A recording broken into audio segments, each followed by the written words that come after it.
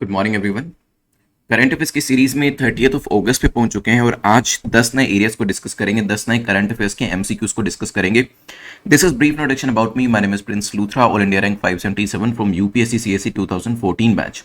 आज के important areas दिखाने से पहले जो नेटवर्क ऐप आपके पास अवेलेबल है प्ले स्टोर के ऊपर, they are two applications which are available और आप दोनों को डाउनलोड कर सकते हैं। चलते हैं यहाँ पर 10 एरियाज जो आज हम डिस्कस करेंगे उसको देख लेते हैं। तो आज हम जो डिस्कशन करेंगे वो प्राइवेटाइजेशन ऑफ बैंक्स को लेकर करने वाले हैं। पब्लिक सेक्टर बैंक्स को लेकर हमारा एक क्वेश्चन रहेगा।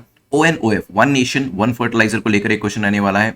ABPMJ ये क्या है, इसके बारे में जानेंगे। ट्रांसजेंडर पर्संस को क्या बेनिफिट दिए जा रहे हैं। अर्थ गंगा किस तरीके से इकोनॉमी के अंदर कंट्रीब्यूशन कर सकता है, इसको लेकर भी एक क्वेश्चन रहेगा। Namami Gange programme and Bhitarkanika national park को लेकर एक क्वेश्चन रहेगा। ये मैप बेस्ड क्वेश्चन है। यूजुअली एक या दो क्वेश्चन मैप के हम डेली बेसिस पे कवर करते हैं सो दैट मैप हमारा छूटे ना, वो भी एग्जाम के लिए प्रिपेयर हो जाए। नेक्स्ट अनंतल लेक के बारे में डिस्कशन करेंगे एंड नेशनल मॉन्यूमेंट, कुछ मॉन्यूमेंट्स को नेशनल इंपॉर्टेंस का दर्जा दिया जाता है, उसके बारे में भी डिस्कशन करने वाले हैं। यहाँ पर जो कट ऑफ रखी गई है दैट इज ऑफ 6 मार्क्स। 6 तो आपको स्कोर करना ही करना है to be in the safe zone. हालांकि कोशिश करिएगा कि आप धीरे धीरे अगर नीचे के कैटेगरीज में भी है, क्योंकि देखिए शुरुआत यहीं से होती है और फिर ग्रेजुअली आप स्कोर को ऊपर लेकर जाते हैं, तो कोशिश करिएगा कि डेली बेसिस पे आप यहाँ पर एमसीक्यूज को अटेम्प्ट करें और आपका जो स्कोर है उसमें इंप्रूवमेंट जो है वो डेली बेसिस पे आना चाहिए। कोशिश करें कि फर्स्ट 2 कैटेगरीज में फॉल करने की और फिर अपने स्कोर को यहाँ पर मेंटेन करने की। टारगेट कमेंट सेक्शन में लिख सकते हैं। चलते हैं अपने पहले क्वेश्चन के ऊपर। First question is talking about privatisation of banks. पूछा गया प्राइवेटाइजेशन ऑफ बैंक्स को लेकर बताएं कौन सी स्टेटमेंट आपकी करेक्ट है, कौन सा कथन आपका सही है। NPS in public sector bank is more than the private one. जो नॉन प्रॉफिट एसेट्स है, जिन्हें वैसे हम नॉन परफॉर्मिंग एसेट्स कहते हैं, क्योंकि ये वो एसेट्स हैं जो एक तरीके की लाइबिलिटी बन चुकी हैं, तो ये पब्लिक सेक्टर बैंक के अंदर आपको ज्यादा मिलेगी प्राइवेट सेक्टर बैंक के कंपैरिजन में, हो सकता है। Private sector banks had a greater contribution towards extending loans. Private sector banks जो होते हैं वो लोन को देने में उनका कंट्रीब्यूशन ज्यादा है, ये भी हो सकता है। Private bank added more branches and created new jobs. तो प्राइवेट बैंक्स की बात करें तो पब्लिक बैंक्स के कंपैरिजन में इन्होंने ज्यादा ब्रांचेस ओपन करी हैं और ज्यादा जॉब अपॉर्चुनिटीज यहां पर प्रोवाइड करी हैं। सोचिए 10 सेकेंड्स आपके पास है, क्या करेक्ट आंसर होगा। बेसिकली प्राइवेटाइजेशन या कहीं तो प्राइवेट बैंक्स और पब्लिक बैंक्स दोनों के कंपैरिजन को यहां पर बताया गया है। क्या इसका करेक्ट आंसर हो सकता है, क्योंकि अभी रिसेंटली बात हो रही थी कुछ पब्लिक सेक्टर बैंक्स को प्राइवेटाइज करने की। इवन पीछे जो बजट गया था हमारा 2021-2022 का, वहां पर भी गवर्नमेंट ने अनाउंस किया था कि वो जो बैंक्स हैं, पब्लिक सेक्टर बैंक्स हैं, उसको या तो एक बड़े पब्लिक सेक्टर बैंक के साथ मर्ज करेगी या फिर उनका प्राइवेटाइजेशन यहां पर किया जा सकता है। देखिए शुरुआत में सारे बैंक्स प्राइवेट ही हुआ करते थे, लेकिन आजादी के बाद उन्हें पब्लिक सेक्टर बैंक में तब्दील किया गया। अब वही एक्सरसाइज को रिवर्स किया जा रहा है। पहले प्राइवेट सेक्टर बैंक्स होते थे तो उसे पब्लिक क्यों बनाया जा रहा था, क्योंकि तब सरकारें फाइनेंशियल इंक्लूजन करना चाहती थी। वो चाहते थे कि फाइनेंशियली इंक्लूड किया जा सके, ज्यादा से ज्यादा लोगों के बैंक के खाते खुलवाए जा सके, जो प्राइवेट सेक्टर बैंक्स के होते हुए नहीं किया जा रहा था। तभी सरकार ने उन्हें अपने अंडर लिया और यहां पे निजीकरण को खत्म किया। लेकिन अभी जो है द वेरी सेम रीजन की वजह से हम दोबारा से प्रोसेस को रिवर्स कर रहे हैं, क्योंकि पब्लिक सेक्टर बैंक्स उतना अच्छे से परफॉर्म नहीं कर पाए। आपने ये चीज विजिट बेसिकली एक्सपीरियंस किया ही होगा जब आपने वेरियस बैंक्स को विजिट करते होंगे। आप कभी एक प्राइवेट सेक्टर बैंक को विजिट करिएगा और पब्लिक सेक्टर बैंक को विजिट करिएगा, वहां पर जो इंटरैक्शन आपके वहां के एम्प्लॉय से रहेगा उसी में ही आपको डिफरेंस समझ में आ जाएगा कि पब्लिक सेक्टर बैंक्स किस तरीके से अपने कंज्यूमर को केटर करते हैं और प्राइवेट सेक्टर बैंक किस तरीके से अपने जो कंज्यूमर होते हैं उनको केटर करते हैं। बहुत सारे पब्लिक सेक्टर बैंक में आप जब भी जाएंगे वो लंच का बहाना देकर आपका काम करने से मना कर देंगे, लेकिन प्राइवेट सेक्टर बैंक्स वाले तो कहेंगे कि आप अपने घर पे ही बैठिए, हम अपने व्यक्ति को, हम अपने एजेंट को आपके घर पे भेजते हैं अगर आपको बैंक अकाउंट खुलवाना है या कोई भी आपको काम है। खैर यहाँ पर आए, अब अगर हम डिस्कस करें तो एनपीए जो है पब्लिक सेक्टर बैंक्स के अंदर ज्यादा है, बिल्कुल ठीक है। पहली स्टेटमेंट ठीक हो जाती है। जो नॉन परफॉर्मिंग एसेट्स हैं वो पब्लिक सेक्टर बैंक्स में ज्यादा है और ये एक नेगेटिव पॉइंट के तौर पर देखा जाता है और ये एक रीजन भी है जिसकी वजह से प्राइवेटाइजेशन की तरफ दोबारा से जाने की कोशिश हो रही है। अगर हम प्राइवेट सेक्टर बैंक का कॉन्ट्रीब्यूशन देखें लोन को देने में, लोन को डिसबर्स करने में, एट द सेम टाइम नई ब्रांचेस को ओपन करने में और नई जॉब अपॉर्चुनिटीज को क्रिएट करने के अंदर भी इसका रोल काफी पॉजिटिव है। तो करेक्ट आंसर क्या हो जाएगा यहाँ पर, D will be the correct answer. जो वेरियस क्लासिफिकेशन है, शेड्यूल बैंक्स होते हैं, इसमें शेड्यूल कमर्शियल बैंक होते हैं और कोऑपरेटिव बैंक्स होते हैं। फिर इसी में ही आपके public sector private sector banks आते हैं, फॉरेन बैंक्स आते हैं, रीजनल बैंक्स आते हैं। क्लासिफिकेशन जो है वो आपको दिया हुआ है। यूजुअली इस तरीके का क्लासिफिकेशन यूपीएससी में पूछे जाने के चांसेस थोड़े से कम है, लेकिन नॉलेज की वजह से आपको पता होना चाहिए, क्योंकि काफी सारे लोग बैंक्स में जॉब कर रहे होते हैं और उसके बाद जब वो यूपीएससी की तैयारी करते हैं तो इंटरव्यू में कई बार इस तरीके के क्वेश्चन पूछ लिए जाते हैं, या फिर अगर आप कोई दूसरे एग्जाम की तैयारी करें एसोसिएटेड एग्जाम की, तो वहां पर ये क्लासिफिकेशन पूछा जा सकता है। नाउ कंट्री की बात करें तो कंट्री के पास 500 के आसपास प्राइवेट बैंक्स हुआ करते थे आजादी के बाद, लेकिन बाद में उनका नेशनलाइजेशन किया गया और धीरे धीरे करके काफी सारे बैंक्स का नेशनलाइजेशन हम देख चुके हैं। हालांकि अगर हम बात करें प्राइवेटाइजेशन करने से या फिर प्राइवेट बैंक की हम एफिशिएंसी बात करें, डेफिनेटली वो अच्छा काम करे, लेकिन इसके अंदर भी कुछ नेगेटिव एग्जांपल अवेलेबल है। जैसे आप येस बैंक का एग्जांपल दे सकते हो। नॉट एवरी प्राइवेट बैंक जो है वो अच्छे से काम कर रहा है, क्योंकि इसके अंदर भी आपको कुछ ब्लॉट्स जो हैं, कुछ नेगेटिव एग्जांपल्स हैं वो देखने को मिलेंगे और दोनों तरफ के एग्जांपल्स आपके पास होने चाहिए ताकि एग्जाम में आप उसको यूज कर सकें। Let's move to next question जो कि पब्लिक सेक्टर बैंक्स को लेकर पूछ रहा है। बताएं कौन सी स्टेटमेंट पब्लिक सेक्टर बैंक को लेकर करेक्ट है। The state run banks are also responsible for managing more than 100% of Jan Dhan account under the government. तो जितने भी जनधन अकाउंट है वो पब्लिक सेक्टर बैंक्स मैनेज करते हैं, ये उसका एक पॉजिटिव पॉइंट हो सकता है। May be PSBs have welfare objective along with the commercial. तो जो पब्लिक सेक्टर बैंक्स होते हैं इनका कमर्शियल एक पर्पस भी होता है, एक वेलफेयर पर्पस भी होता है। सोचिए 10 सेकंड्स आपके पास है, फिर करेंगे डिस्कस इसको लेकर।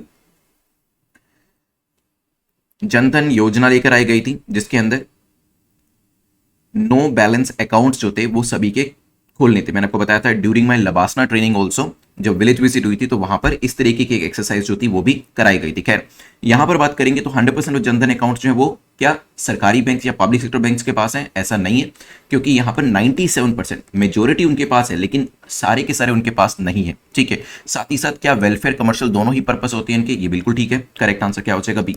देखिए जब हम रेलवेज की भी बात करते हैं या किसी दूसरी एंटिटी की बात करते हैं जो कि गवर्नमेंट के अंडर में आती है, तो वहां पर सिर्फ कमर्शियल पर्पस नहीं हो सकता। जब हम प्राइवेट ऑर्गेनाइजेशंस की बात करते हैं, प्राइवेट कंपनीज की बात करते हैं, वहां पर सिर्फ प्रॉफिट मोटिव होता है जिसके अंतर्गत रहकर वो काम करते हैं। But when it comes to the public sector banks, when it comes to government organisation, वहां पर सिर्फ कमर्शियल पर्पस नहीं हो सकते। तभी आपने रेलवे को देखा कि रेलवे जो है लॉसेस पे लॉसेस सफर करती है, लेकिन वेलफेयर एक्टिविटीज को यहां पर नहीं छोड़ती है, बिकॉज यहां पर कमर्शियल पर्पस के साथ साथ वेलफेयर ऑब्जेक्टिव को सर्व करना भी उसके दायरे में आता है। करेक्ट आंसर क्या हो जाएगा? B will be the correct answer. Let's move to next question which is question number 3 जो कि ONOF को लेकर पूछ रहा है, वन नेशन वन फर्टिलाइजर को लेकर, कि बताएं कौन सी स्टेटमेंट आपकी करेक्ट होगी। ONOF को इंप्लीमेंट करने वाली जो मिनिस्ट्री है, मतलब ये फर्टिलाइजर को लेकर जो स्कीम है इसको इंप्लीमेंट करने वाली मिनिस्ट्री है मिनिस्ट्री ऑफ एग्रीकल्चर हो सकता है। It is implemented under PMBJP। PMBJP क्या है इसको आपको पता होना चाहिए, मैं आपको फुल फॉर्म नहीं बताऊंगा, नहीं तो आपके लिए इसको एलिमिनेट करना या इसको करेक्ट करना इजी हो जाएगा। तो यहाँ पे 10 सेकंड शुरू कर देता हूं आपके लिए, सोचिए क्या आंसर होगा। देखिए इंडिया के अंदर अभी एक अच्छा डिसीजन लिया गया कि जितनी भी फर्टिलाइजर कंपनीज हैं वो अपने प्रोडक्ट्स को सेल कर रही थी, अपने अपने ब्रांड नेम के अंदर सेल कर रही थी। कोई ABC कंपनी करके सेल कर रहा था, कोई XYZ कंपनी करके सेल कर रहा था, लेकिन सरकार ने कहा कि देखो सब्सिडी तो आप हमसे लेते हो और ब्रांडिंग अपनी करते हो, तो ये नहीं चलेगा। आपको जितना भी फर्टिलाइजर सेल करना है वो भारत ब्रांड के अंडर सेल करना पड़ेगा, मतलब देश के नाम के अंडर आपको अपने फर्टिलाइजर को सेल करना पड़ेगा। और तभी ये ONOF one nation one fertiliser का जो कॉन्सेप्ट है इसे लेकर आया गया। It is not implemented by ministry of agriculture. सुन के लग सकता है लेकिन नहीं, ministry of chemical and fertiliser के द्वारा इसे इंप्लीमेंट किया जा रहा है। किसके अंतर्गत? PMBJP के अंतर्गत। ये क्या है? प्रधानमंत्री भारतीय जी से क्या होगा सोचिए, जन उर्वरक परियोजना। ठीक है, प्रधानमंत्री भारतीय जन उर्वरक परियोजना। सो सेकंड स्टेटमेंट जो है वो आपकी करेक्ट हो जाती है, फर्स्ट स्टेटमेंट इज इनकरेक्ट। अब क्या होगा? अब सिंगल ब्रांडिंग करी जाएगी। यूरिया, DAP, MOP, NPK जो पहले बिकते थे अब उसका नाम होगा Bharat urea, Bharat DAP, Bharat MOP, Bharat NPK।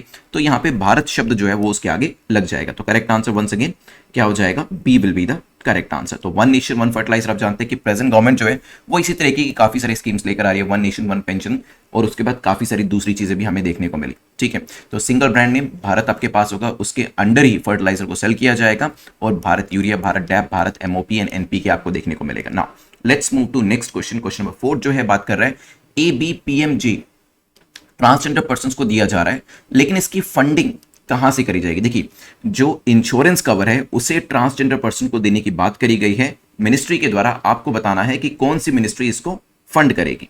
क्या मिनिस्ट्री ऑफ हेल्थ जो है उसके द्वारा ये डिसीजन लिया गया कि ट्रांसजेंडर पर्सन जो है उनको भी जो प्रधानमंत्री जन औषधालय योजना जो है, जन औषधि योजना जो है, इसका बेनिफिट उनको मिलना चाहिए। मिनिस्ट्री ऑफ सोशल जस्टिस इसको लेकर आएगी। IRDA insurance regulatory development authority जो है वो इसको लेकर आएगी, या ऐसी कोई एजेंसी या मिनिस्ट्री जिसका नाम यहाँ पर नहीं दिया गया है वो इसको करेगी। 10 सेकंड्स आपके पास है, सोचिए क्या आंसर होगा, फिर करते हैं डिस्कशन इसको लेकर। इंश्योरेंस कवर को लेकर ये डिसीजन किसके द्वारा लिया गया? Special Ayushman Bharat TG+ cards जो है, TG यहाँ पे ट्रांसजेंडर है, तो ये कार्ड्स जो है ये ट्रांसजेंडर सोसाइटी को, ट्रांसजेंडर पर्सन्स को दिए जाएंगे। और पहले से ही सरकार की एक स्कीम चल रही है जिसका नाम है स्माइल। ये भी ट्रांसजेंडर्स के लिए थे। इसका फुल फॉर्म क्या है? Support for marginalise individuals for livelihood and enterprise scheme. इसके साथ इस कार्ड को, कौन सा कार्ड है? Ayushman Bharat TG plus card, इसको लिंक किया जाएगा। बेनिफिट जो है फ्री ऑफ कॉस्ट दिए जाएंगे और जो वेरियस टाइप्स की कॉस्मेटिक सर्जरीज हैं उसके भी कुछ प्रोविजन इसके अंदर रखे गए हैं और इसे लेकर आया गया, इसे फंडिंग करने का काम किया जाएगा ministry of social justice and empowerment के द्वारा। तो करेक्ट आंसर क्या हो जाएगा? B will be the correct answer. ये हम ऑलरेडी कवर कर चुके हैं लास्ट लेक्चर के अंदर कि हेल्थ इंश्योरेंस कवरेज इसमें कितना रहता है? 5 लाख रुपए पर फैमिली पर ईयर का रहता है और इस स्कीम के अंदर 3000 सिटीजन्स को टेस्ट किया गया था और इस एरिया के अंदर भी स्कीम ने काफी ज्यादा लोगों को हेल्प करी थी। खैर, नेक्स्ट क्वेश्चन पे डिस्कशन करते हैं। Which of the following scheme is for transgender person? 3 schemes के नाम आपको दिए, आपको बताना है कि इनमें से कौन सी स्कीम ऐसी है जो कि ट्रांसजेंडर पर्सन के लिए। क्या स्माइल स्कीम इनके लिए है? क्या गरिमा गृह जो है वो ट्रांसजेंडर पर्सन के लिए है? क्या पीएम दक्ष प्रोग्राम इनसे रिलेट करता है? 10 सेकेंड्स आपके पास है, सोचिए क्या आंसर होगा, फिर करते हैं डिस्कशन। देखिए, पीछे अगर आपने डिस्कशन ध्यान से सुना हो, ये तो हमें पता है कि स्माइल स्कीम तो है ही है जो कि ट्रांसजेंडर पर्सन को हेल्प करेगी। तो यहां पर सी तो आप एलिमिनेट कर दीजिए क्योंकि 1 तो आंसर में होगा ही होगा, राइट। वैसे बात करें तो गरिमा गृह जो है वो भी इनसे रिलेट करती है। स्कीम जो है वो ट्रांसजेंडर पर्सन जो होते हैं उनको रिहेबिलिटेट करने में हेल्प करती है, उनको शेल्टर फैसिलिटी प्रोवाइड करने में हेल्प करती है, उनको फूड, क्लोथिंग, लीगल सपोर्ट जो है वो प्रोवाइड करने में हेल्प करती है। So second is also correct. 1 और 2 करेक्ट हो गए, इट मींस बी तो हो नहीं सकते, ये 1 और 3 है। तो आंसर या तो ए होगा या डी होगा, मतलब हमें 2 ऑप्शन में से चूज करना है। पीएम दक्ष योजना क्या है बताइए? दक्ष से क्या समझ में आता है? दक्षता, somebody who is skilled, ठीक है। तो इसके अंदर स्किल देने की बात करी जाती है वल्नरेबल सेक्शंस को, जिसके अंदर ट्रांसजेंडर पर्संस भी आते हैं, विमेन भी आती है, ताकि आगे जाके उनके लिए बेटर जॉब अपॉर्चुनिटीज के रास्ते जो है वो खुल जाए। तो यहां पर तीसरा जो ऑप्शन है वो भी करेक्ट हो जाता है। करेक्ट आंसर क्या हो जाएगा? D will be the correct answer, right. कई बार स्कीम्स पूछ ली जाती है, इवन प्रीलिम्स और मेंस के अंदर भी पूछ ली जाती है, तो ध्यान रखिएगा। नेट 50 कूपन कोड को आप यूज कर सकते हैं वेरियस प्रोग्राम्स में एनरोल करने के लिए। आपका 2023 mission programme and 2024 mission programme is available.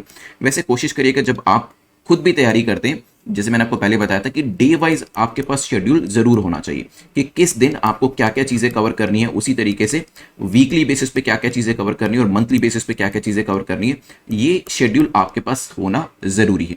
चलिए चलते हैं नेक्स्ट टॉपिक के ऊपर। क्वेश्चन नंबर 6 जो है बात कर रहा है, which of the following vertical is और आर इंक्लूडेड इन अर्थ गंगा? अर्थ गंगा के अंदर इसमें से क्या चीज शामिल है?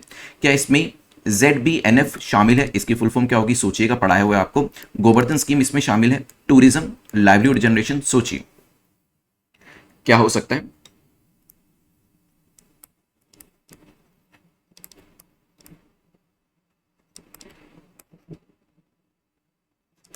सो ZBNF is zero budget natural farming, जिसके अंदर हम किसी तरीके के फर्टिलाइजर का इस्तेमाल नहीं करते हैं, पेस्टिसाइड का बेसिकली इस्तेमाल नहीं करते हैं, तो ये करेक्ट हो जाता है। अर्थ गंगा एक स्कीम है जिसके अंतर्गत सरकार क्या करने की कोशिश करिए। देखिए, अर्थ आपका अर्थशास्त्र इकोनॉमी से निकल कर आता है, ठीक है। गंगा तो नदी है, तो गंगा का इस्तेमाल किस तरीके से इकोनॉमी को जनरेट करने में, इकोनॉमी को स्टिमुलेट करने में किया जा सकता है, किस तरीके से फाइनेंसेस को जनरेट किया जा सकता है, किस तरीके से गंगा से रेवेन्यू को जनरेट किया जा सकता है, इसको लेकर ये पूरी की पूरी स्कीम है। चाहे यहां पर टूरिज्म को बढ़ावा देकर हो, चाहे यहां पर किसी तरीके का वाटर स्पोर्ट्स प्रोवाइड करने को लेकर हो, राइट। सो यस, ZBNF भी से रिलेट करता है। Govardhan scheme, tourism, livelihood opportunities, ये सभी चीजें इससे रिलेट करती हैं। करेक्ट आंसर क्या हो जाएगा? D will be the correct answer, ठीक है। इसको लेकर मेंस में भी क्वेश्चन पूछा जा सकता है। अगला क्वेश्चन मिलता जुलता है, नमामि गंगे प्रोग्राम से है, पूछा गया इसको लेकर बताएं कौन सी स्टेटमेंट आपकी करेक्ट है। ये अंडरलाइन या इसको सर्कल में जरूर डालिएगा ताकि आपको पता चले कि करेक्ट पूछा जा रहा है या इनकरेक्ट, क्योंकि बहुत बार क्या होता है 1-2 क्वेश्चन हमारे ऐसे ही गलत हो जाते हैं, क्योंकि कभी भी यूपीएससी इनकरेक्ट पूछेगा तो हम, क्योंकि करेक्ट आंसर देते हुए आ रहे हैं, हमें लगेगा कि इसके अंदर भी करेक्ट आंसर करना है और वहां पर रिक्वायरमेंट इनकरेक्ट की, और इसी वजह से क्वेश्चन आते हुए भी गलत हो जाएगा। नाउ फर्स्ट क्वेश्चन है, फर्स्ट स्टेटमेंट है, it's a flagship programme of the union government launched in 2014। क्या इसे 2014 में लॉन्च किया गया था? हो सकता है। मिनिस्ट्री ऑफ एनवायरमेंट के अंतर्गत आता है, ये भी पॉसिबल है। इससे पोल्यूशन को कंट्रोल करना इसका एक ऑब्जेक्टिव रखा गया, this is also a possibility. सोचिए नमामि गंगे को लेकर, क्योंकि अर्थ गंगा न्यूज में था, इसी वजह से नमामि गंगे भी न्यूज में था। प्रोग्राम यस, पोल्यूशन को, कंजर्वेशन को, रेजुविनेशन ऑफ रिवर गंगा की बात करता है कि गंगा रिवर से पोल्यूशन को कंट्रोल करना है, गंगा रिवर को रेजुविनेट करना है और इसको कंजर्व करना है, राइट। तो तीसरी स्टेटमेंट तो हो गई हमारी करेक्ट, और जैसी ही तीसरी स्टेटमेंट करेक्ट होती है आपको यह पता चल जाएगा कि आंसर या तो सी होगा या डी होगा, क्योंकि ए और बी में कहीं पर भी थर्ड स्टेटमेंट या थर्ड ऑप्शन नहीं दिया गया। स्कीम को लेकर कब आया गया था? यस, 2014 में इसको लॉन्च किया गया था, जब सरकार नई नई आई थी, तो ये स्टेटमेंट भी ठीक हो जाती है। अब बात आती है सेकंड स्टेटमेंट की, एनवायरमेंट मिनिस्ट्री के अंतर्गत नहीं होता है, ये आता है कौन सी मिनिस्ट्री है?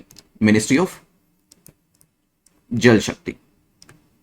ठीक है, मिनिस्ट्री ऑफ जल शक्ति के अंतर्गत आता है। करेक्ट आंसर क्या हो जाएगा? C will be the correct answer. ध्यान रखिएगा 2014-15 के अंदर ये प्रोजेक्ट लेकर आया जाता है। 20,000 करोड़ की फंडिंग की बात करी जाती है और इसमें से काफी ज्यादा पैसा सैंक्शन भी किया जाता है।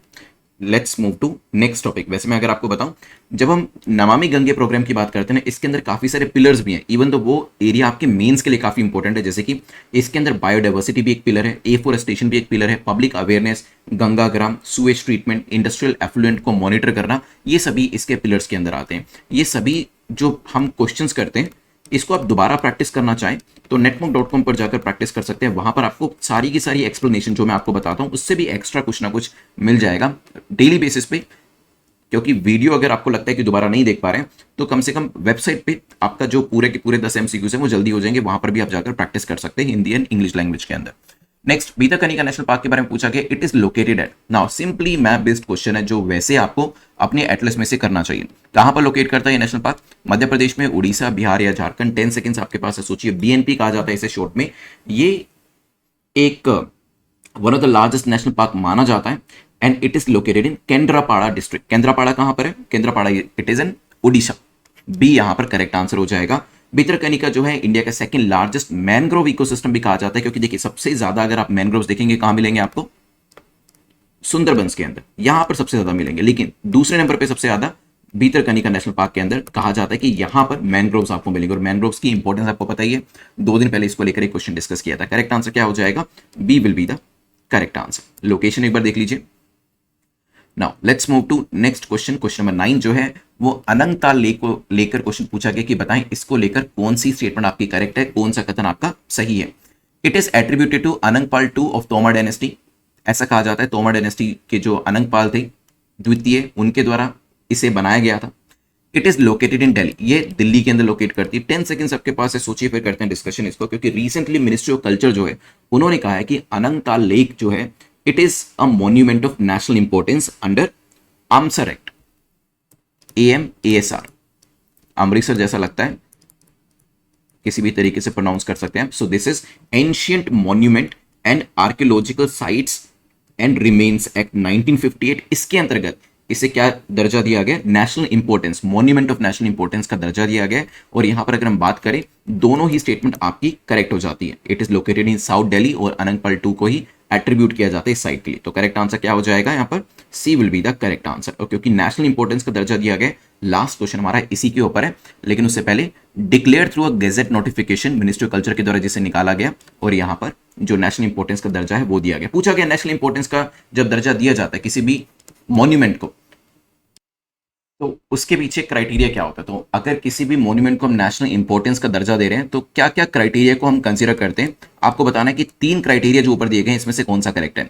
वो मॉन्यूमेंट कम से कम 1000 साल पुराना होना चाहिए, हो सकता है कोई स्पेशल उसकी हिस्टोरिकल, आर्कियोलॉजिकल या आर्टिस्टिक इंपॉर्टेंस है, उसमें कोई इंटरेस्ट होना चाहिए, मे बी वो AMASR एक्ट जो 1958 है उसके कुछ प्रोविजंस जो हैं उसके हिसाब से क्वालिफाइड होना चाहिए।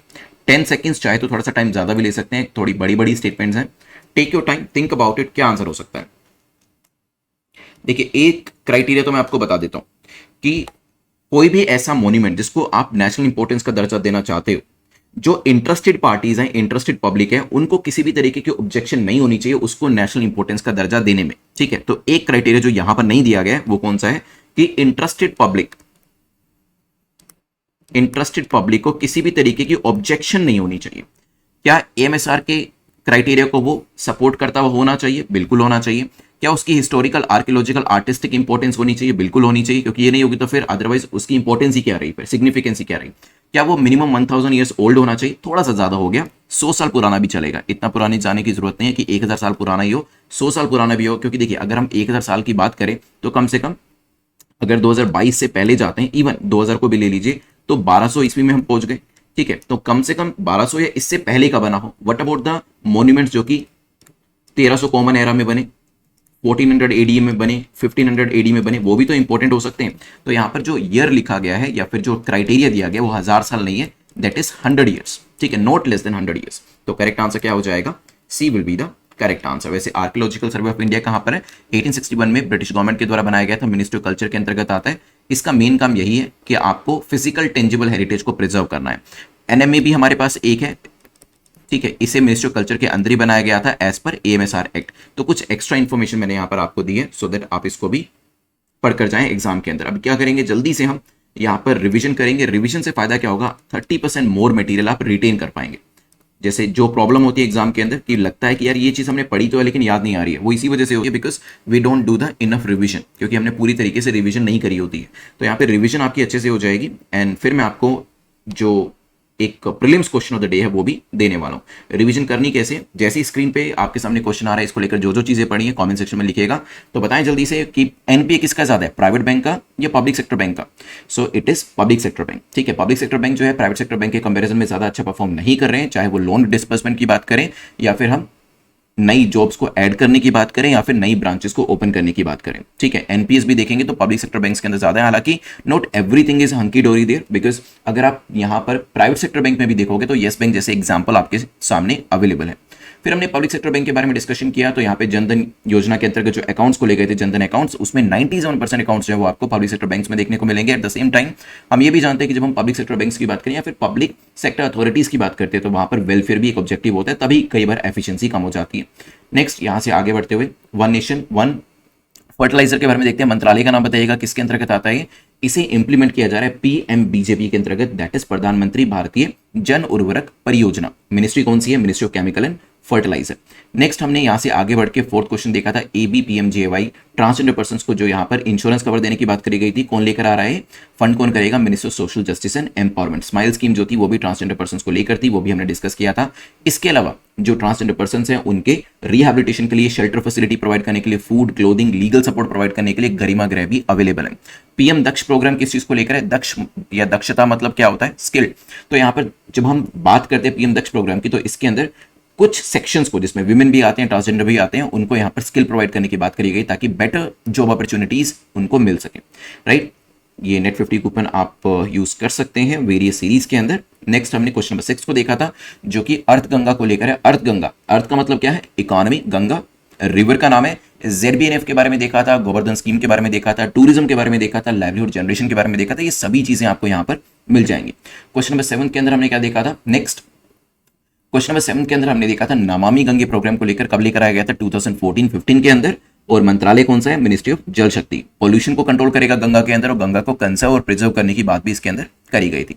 यहां से आगे बढ़ के हमने बीतरकनिका नेशनल पार्क के बारे में देखा। कहां पर लोकेट करता है ये? It is located in Orissa. Please please please अगर आपने अपना एटलस नहीं परचेज किया तो प्लीज परचेज करिएगा, कोई भी एटलस परचेज कर सकते हैं और 5 से 10 मिनट डेली बेसिस पे अलग अलग सेक्शंस को रीड करने की कोशिश करिएगा, अदरवाइज मैप जो होता है वो रह जाता है एंड तक।